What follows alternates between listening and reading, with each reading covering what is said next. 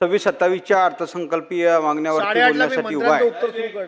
अध्यक्ष महोदय, माझ्या नांदेड शहरामध्ये 1ली ते 10वी अशी मल्टीपर्पज हायस्कूल, त्या हायस्कूलमध्ये 24 वर्ग खोल्या असून पूर्ण वर्ग खोल्या पूर्णपणे मोडकळीस आल्या आहेत।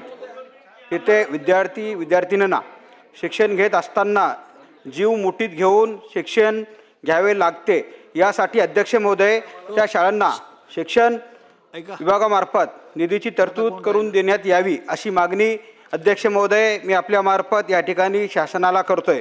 अध्यक्ष महोदय, जिल्हा नियोजनच्या विषयामध्ये माझ्या मतदारसंघामध्ये नांदेड जिल्ह्यामध्ये शिक्षणाचे केंद्रस्थानी असलेले इष्णपूर येथे स्वामी रामानंद तीर्थ मराठवाडा विद्यापीठ, डॉक्टर शंकरराव चव्हाण शासकीय वैद्यकीय महाविद्यालय, श्री गुरु गोविंद सिंगजी अभियांत्रिकी महाविद्यालय, या शासकीय विद्यापीठामध्ये अनेक विद्यार्थी या ठिकाणी शिकत आहेत।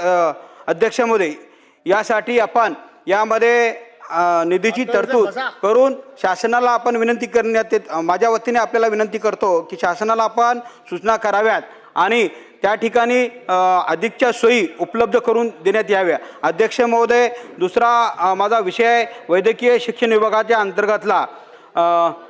अध्यक्ष महोदय, राज्यातील कर्करोग वाढत्या रुग्णावरील नियंत्रण मिळवण्यासाठी आणि सर्वसामान्य नागरिकांसाठी उपचारासाठी सोय उपलब्ध करून देण्यासाठी महायुती सरकारने एक महत्त्वाचं पाऊल उचललेलं आहे। त्यामुळे मी स्वागत करतो।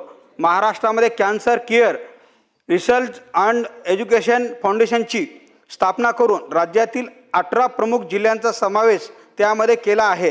त्यामध्ये नांदेड जिल्ह्याचाही समावेश असून नांदेड येथे कर्करोग रुग्णालय सुरू करून कर्करोगाचे वेळोवेळी निदान व उपचार सुरू करावे अशी मागणी सरकारला आपल्या मार्फत मी या ठिकाणी करतोय। अध्यक्ष महोदय, धन्यवाद। अध्यक्ष महोदय।